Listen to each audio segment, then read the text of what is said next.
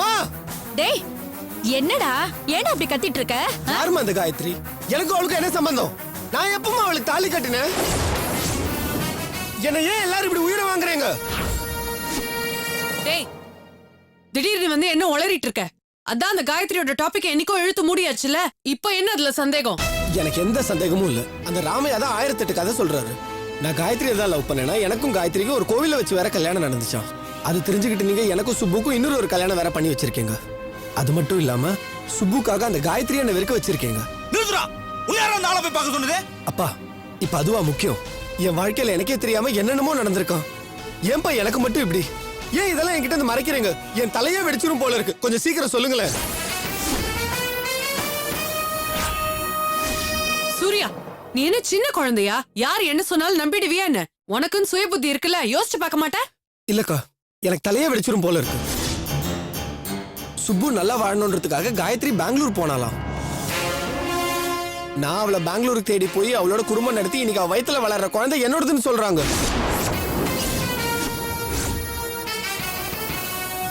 டேய் 1000 பேர் 1000 சொல்வாங்க.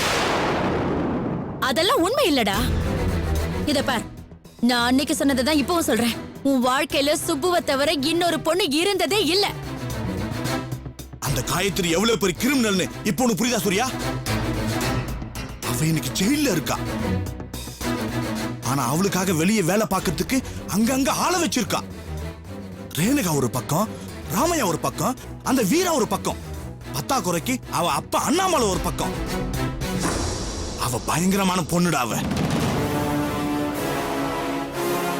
ஏண்டா காயத்ரிக்கு நீ தாலி கட்டி இருந்தா சுப்புதான் உன் பொண்டாட்டி, நாங்க ஏண்டா சொல்லணும்? அதேதான்க்கா எனக்கும் டவுட். உனக்கு அம்னிஷியாங்கிறத சாதகமா பயன்படுத்திக்கிட்டு எப்படியாவது அந்த காயத்ரியை உன் தலையில கட்டணும்னு பாக்குறாங்க. இப்ப அவ ஜெயில வேற இருக்கா.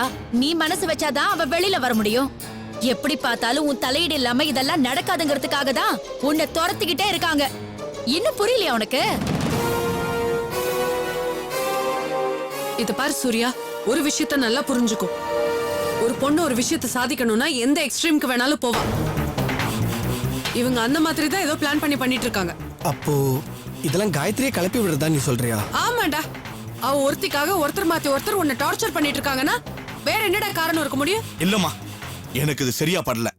அந்த ராமையா, அந்த ஆள் சொந்தக்கார பையன், அந்த பையனோட பேர் என்ன? வீரா. அந்த 2 பேரும் தான் திட்டம் போட்டு இவன் மனசை கெடுக்க பாக்குறாங்க. சூர்யாவை எப்படியாவது நம்ம கிட்ட இருந்து பிரிக்க பாக்குறாங்க. அப்பா இதுல என்னப்பா உங்களுக்கு லாபம்? நிறைய இருக்கு சூர்யா. உனக்கு பல விஷயங்கள் தெரியாது. காயத்ரி குடும்பத்துக்கும் நம்ம குடும்பத்துக்கும் என்னைக்குமே ஆகாது. நமக்கு பகையாளினா அது அவங்கதான். உங்க அண்ணன் சாவுக்கு காரணமா இருந்த பொண்ணுடா அவ. அந்த கோவத்துல நான் அவங்க மேல பல தடவை போலீஸ் கம்ப்ளைண்ட் கொடுத்து பிரச்சனை பண்ணிருக்கேன். இதெல்லாம் சேர்த்து பழிவாங்க நினைக்கிறாங்கடா அவங்க. இத நான் சும்மா விட போறதில்ல. யார் அந்த ராமையா? அந்த ஆள் எங்க இருந்து வந்தா? எதுக்காக இந்த வேலை எல்லாம் பார்த்துட்டு இருக்கா? இந்த தர்மலிங்க யாருன்றத காமிக்கிறேன். அவனை நான் சும்மா விட போறதில்ல. சும்மா விட போறதில்ல.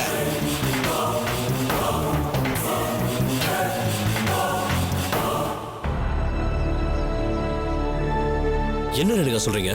என்னால நம்பவே முடியலையே. என்னால இந்த நம்ப முடியல வீரா. ஆனா அந்த குரு என்கிட்ட தெளிவா சொன்னா, காயத்ரிக்கும் சூர்யாவுக்கும் நடந்த கல்யாணத்தப்போ அவன் எடுத்த போட்டோ இப்போவும் அவன் கிட்ட தான் இருக்கான். அப்போ அன்னைக்கு அத குடுன்னு போய் கேட்டப்போ அது இல்லவே இல்ல, அது எப்பவோ அழிஞ்சு போயிட்டதா சொன்னான்னு சொன்ன. அவன் ஒரு அயோக்கியம் பாட்டி. தனக்கு லாபம் இல்லாத ஒரு காரியத்தை செய்யக்கூடாதுங்கிறதுல அவன் ரொம்ப தெளிவா இருக்கான். அன்னைக்கு அவன் அந்த போட்டோவை கொடுத்து நமக்கு ஹெல்ப் பண்ணிருந்தானா நாம அவனுக்கு தேங்க்ஸ் மட்டும் தான் சொல்லியிருப்போம். ஆனா இன்னைக்கு அப்படி இல்லையே. அவனோட 25 கோடி ரூபாய் பிசினஸ் இன்னைக்கு என்னால கெட்டு போயிருக்கு. நான் மட்டும் எங்க எம்டி கிட்ட பேசி அவனுக்கு அந்த பிசினஸ் ஒர்க் அவுட் பண்ணி கொடுத்துட்டேனா அதுல அவனுக்கு பெரிய லாபம்.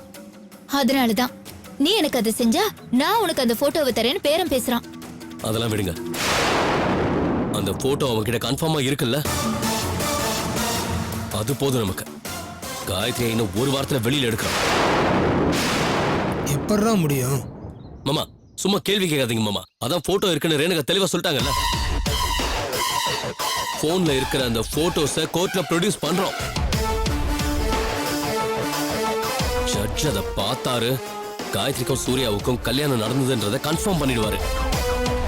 அடுத்த செகண்டே தர்மலிங்கத்தையும் அவன் கூட்டத்தையும் உண்டு இல்லைன்னு பண்ணிடுவாரு.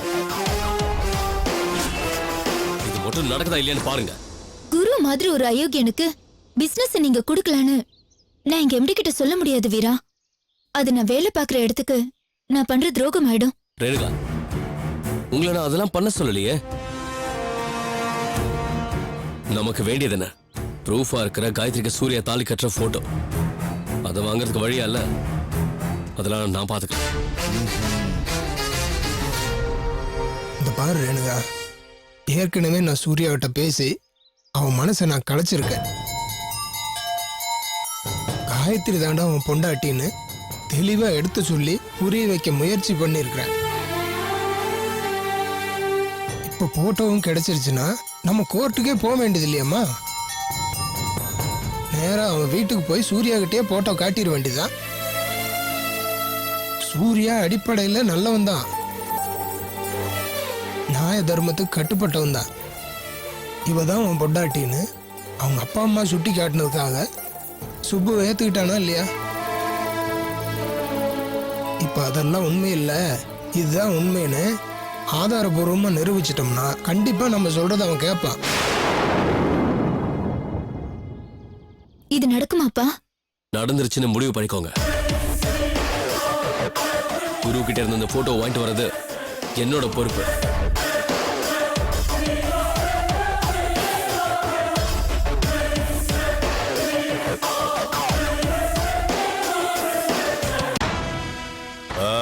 ஆமாண்டா, நான் தான் அனுப்பிச்சு அவங்கள தொலைச்சுடன்னு சொல்ல. அவன யாருக்கிட்ட விளையாடுறாவ? அசலை கொடுக்க துப்பு இல்ல அவனுக்கு. டேய், முதல்ல அவனை அசலை வைக்க சொல்றா. ஆளை அனுப்பிச்சிருக்கண்டா, உடுக்கலன்னா குடும்பத்தோட தூக்க சொல்றான் அவனை. ஆமா, வந்து சேரணும் இன்னைக்கு. அவளதான் சொல்லிட்டேன். டேய், வைடா போன. ஆமா, யார் நீங்க? சொல்லாம கூட உள்ள வரீங்க? நீங்க தான் குருவா? நான் சூர்யாவோட அப்பா.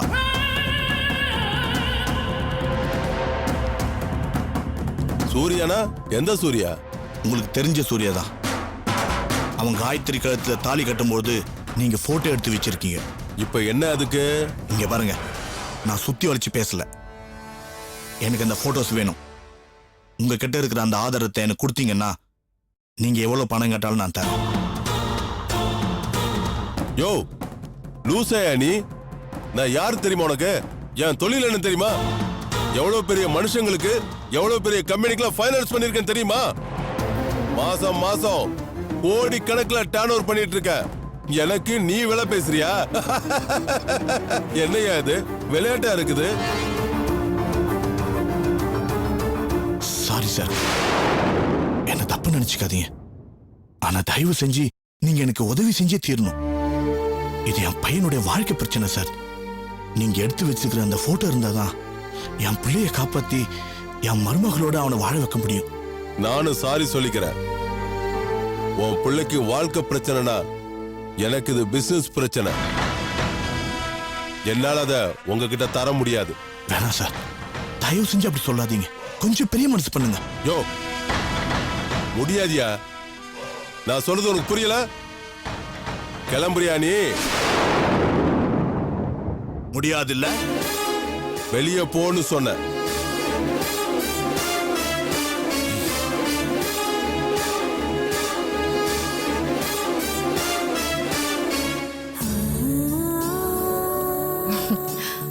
மனசுக்கு ரொம்ப சந்தோஷமா இருக்கு மேடம். ரொம்ப நாள் கழிச்சு இன்னைக்கு ஃபுல் டே அங்க இங்க அசையாம படிச்சுக்கிட்டே இருந்தேன். என்னமோ புதையல் கிடைச்சிட்ட மாதிரி ஐஏஎஸ் புக்ஸை பாக்குறப்ப அவ்வளவு சந்தோஷம். உங்களுக்கு எப்படி நன்றி சொல்றதுன்னே எனக்கு தெரியல மேடம். நான் கேட்டனா? எனக்கு நன்றி எல்லாம் ஒண்ணும் வேண்டாம் காயத்ரி. நீ படிச்சு பரீட்சை எழுதி பாஸ் பண்ணா அதுவே எனக்கு போதும். கண்டிப்பா செய்வேன் மேடம். என் மேல நீங்க வச்சிருக்கிற நம்பிக்கைய நிச்சயமா நான் காப்பாத்துவேன். பை தி வே, நாளைக்கு உனக்கு எழுதி பாக்குறதுக்கு நோட் புக்ஸ் எல்லாம் வந்துரும். படிச்ச எல்லாத்தையும் டெய்லி ஒரு தடவை எழுதி பாரு. ஓகே மேடம், கண்டிப்பா செய்றேன்.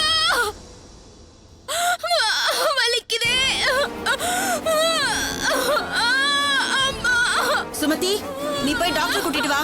Okay madam. மேடம்,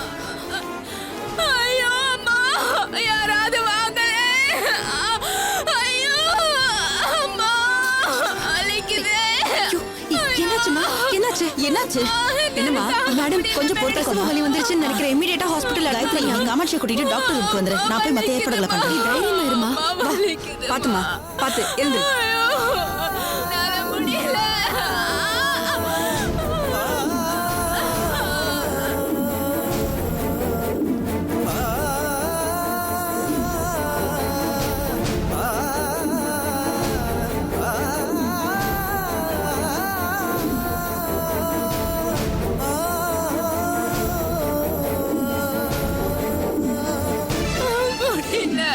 உனக்கு ஒண்ணும் ஆகாது. இன்னும் கொஞ்ச நேரத்துல லட்டு மாதிரி குழந்தை பிறந்துடும். சந்தோஷமா இரு. சாமியை வேண்டிக்க. வா, தைரியமா வா. பயப்படாம வாமா. காமாட்சிக்கு பிரசவ வலி வந்துருச்சு போல இருக்கு. சான்ஸே இல்லையே. இன்னும் 20 நாள் டைம் இருக்கே. தெரியல டாக்டர், வலியில துடிச்சுக்கிட்டு இருக்கா. தற்செயலா அந்த பக்கம் போனதால பார்த்தேன். இப்ப எங்கதான் கூட்டிட்டு வந்திருக்கேன். அப்படிலாம் வலி எடுக்க கூடாதுமா. ஒரு 2-3 நாள்னா பரவாயில்ல. 20 டேஸ்க்கு முன்னாடி வலி எடுத்ததுன்னா சம்திங் ஸ்ட்ரேஞ்ச்.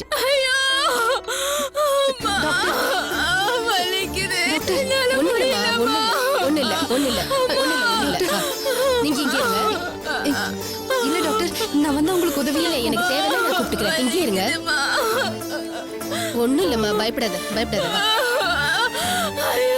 தாங்க முடியலம்மா.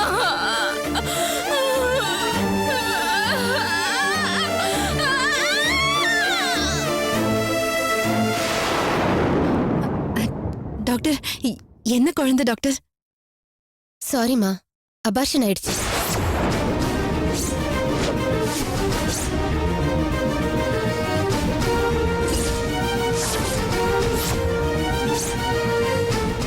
என்ன சொல்றீங்க டாக்டர்? அவங்களையும் குழந்தைய என்னால காப்பாத்த முடியல.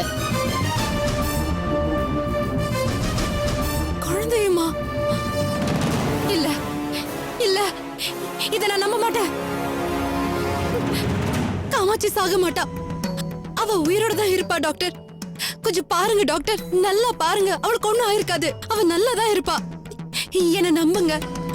அவ நல்லா வாழ்வா. என்ன நம்புங்க டாக்டர். முடிஞ்சு போச்சுமா. சில விஷயங்கள் ஏன் நடக்குதுன்னு நம்மளால சொல்ல முடியாது. டாக்டருங்கிறவங்க உயிரை காப்பாத்துறதுக்கு தான் கடைசி நிமிஷம் வரைக்கும் போராடுவாங்க. அதுலயும் பிரசவம் வரும்போது முதல்ல பெரிய உயிர், அதுக்கப்புறம் சின்ன உயிர்னு முடிவு பண்ணுவோம்.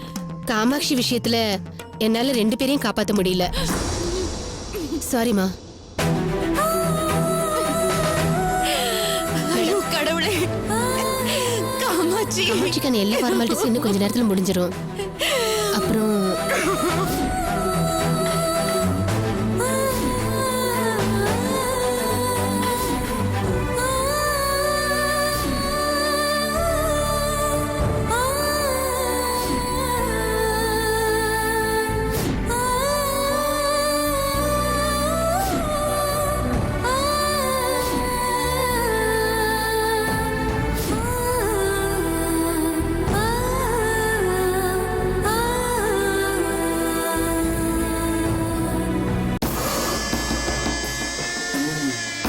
என்னடா, ஏதாவது தெரிஞ்சதா? ஸ்பெஷலா ஒன்றும் இல்லை சார். அந்த காயத்ரின்னு ஜெயில தான் இருக்கலாம். மேல் கோர்ட்டுக்கு அப்பீல் பண்ணுறதுக்கு ட்ரை பண்ணுறதா கேள்விப்பட்டேன். ஆனால் அதெல்லாம் நடக்காதுன்னு சொல்கிறாங்க. ஏன்? அது ரொம்ப விவகாரம் பிடிச்ச கேஸ் சார். காயத்ரியும் புருஷனுது, இன்னொரு பொண்ணும் புருஷனுது.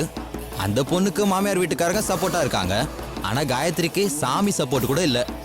அப்பீலுக்கு போகணுன்னா கையில் ஸ்ட்ராங்காக ஏதாவது வேணாமா சார்? நீ சொல்றதும் கரெக்ட் தான். ஆனா காயத்ரி விஷயத்துல நம்ம என்னைக்கும் அலட்சியமா இருக்க கூடாது. தப்பி தவறி அவ வெளியில வந்துட்டான்னா ஆபத்து நமக்கு தான். நான் அவளை எப்படியாவது உள்ளே வச்சு தீர்த்து கட்டிடலான்னு பார்த்துட்டு இருக்கேன். வேலையே நடக்க மாட்டேங்குது. பொம்பளை ஜெயில்னாலே பேஜர் தான் சார். நம்ம ரெகுலர் ஜெயில்னா கூலிக்கு கொலை பண்ண 10 பேர் வருவாங்க. அங்க ஆளை பிடிக்கிறதும் கஷ்டம், வேலை வாங்குறதும் கஷ்டம். நான் என் ஃப்ரெண்ட் ஒருத்த மூலியமா ஒரு ஏற்பாடு பண்ணேன். உள்ளே ஒரு ரவுடி பொம்பளைய பிடிச்சி காயத்ரி கதையை முடிச்சிட சொன்னேன். அவ என்னடா அண்ணா செய்ய முடியாததுக்கு 1008 காரணத்தை சொல்லிட்டு இருக்கா.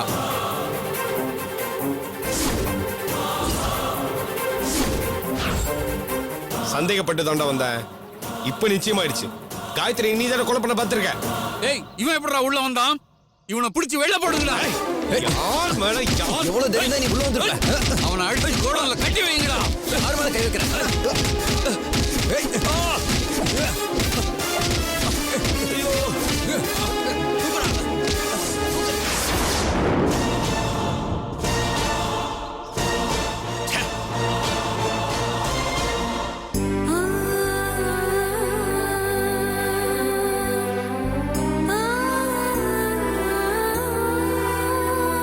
எப்படி இருக்க காயத்ரி? நல்லா இல்லடி. எனக்கு 2 நாளா மனசே சரியில்லை. ஏ என்னாச்சு? நீ நல்லதானே இருந்த? காலையில தான் உங்க அம்மாவுக்கு ஃபோன் பண்ண. நீ IAS எக்ஸாம்க்கு திரும்பவும் படிக்க ஆரம்பிச்சிட்டேன்னு சொல்லி எவ்வளவு சந்தோஷப்பட்டாங்க தெரியுமா? இல்ல ரேணுகா, இங்க ஒரு சம்பவம் நடந்து போச்சு. கண் எதிரில ஒரு கர்ப்பிணி பொண்ணு கதற கதற செத்து போனதை பார்த்தேன்டி. என்னால தாங்கிக்கவே முடியல. என்னடி சொல்ற? பிரசவ வலி எடுத்து டாக்டர் கிட்ட போற வரைக்கும் நல்லா இருந்த பொண்ணு, ஆனா பிரசவத்துல 2 உயிரும் போயிடுச்சு. My god! இந்த ஜெயில்ல மொத்தம் 700 பேர் கைதிங்க இருக்காங்க. ஆனா அந்த பொண்ணு மட்டும் என்கிட்ட எவ்வளவு அன்பா இருந்தா தெரியுமா? என்னை பத்தி எதுவுமே தெரியாமலே நான் தப்பு பண்ணிருக்க மாட்டேன்னு நம்புற மனசு அவளுக்கு இருந்துச்சு.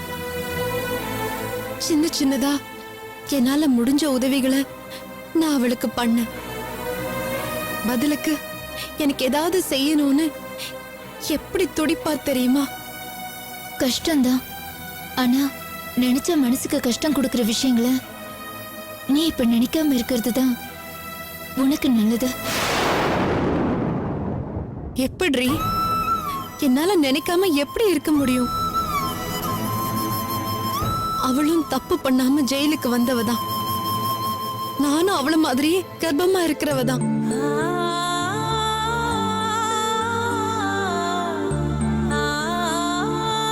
அவளுக்கு புருஷனால பிரச்சனை, எனக்கு புருஷனே பிரச்சனை. அவளுக்காக போராடி அழுத்த அவளோட சொந்தக்காரங்க இப்பெல்லாம் இங்க வந்து அவளை பாக்குறது கூட இல்ல.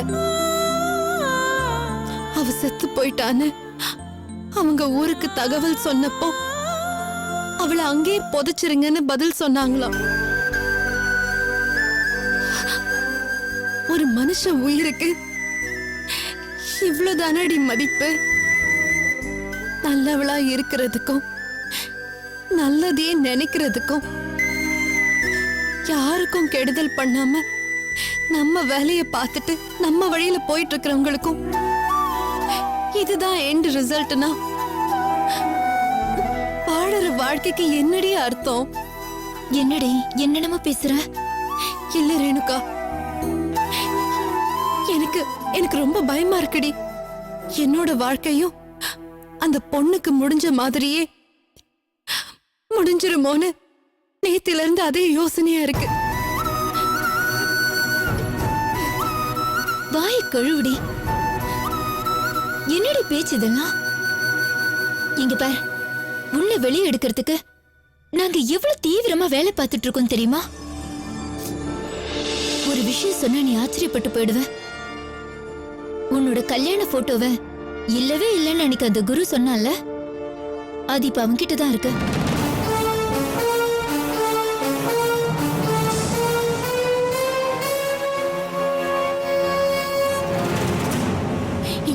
என்னடி சொல்ற? அவன் அந்த போட்டோவை அழிக்கலடி, அழிச்சிட்டதா போய் சொல்லியிருக்கான்.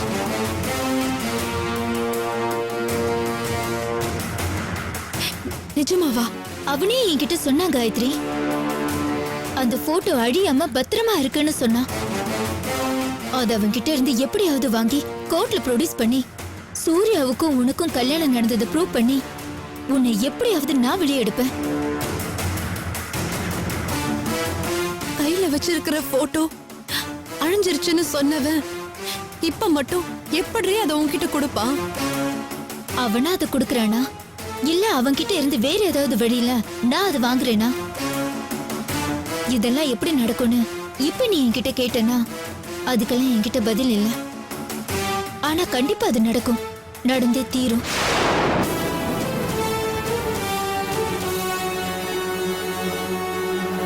எப்போ அந்த ஸ்ட்ராங்கான ஆதாரம் அவங்கிட்ட இருக்குன்னு தெரிஞ்சதோ அதுக்கு மேல அதை நாங்க விட்டு கொடுக்க மாட்டோம்.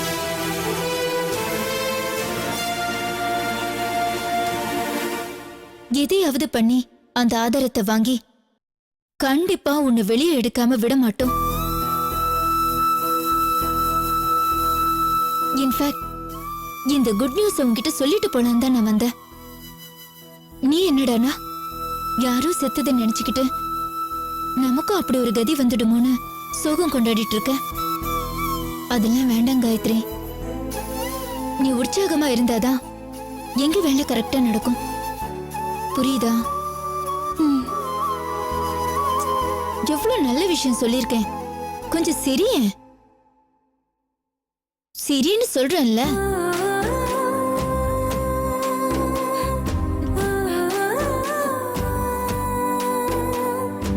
அப்பா இது போதும்.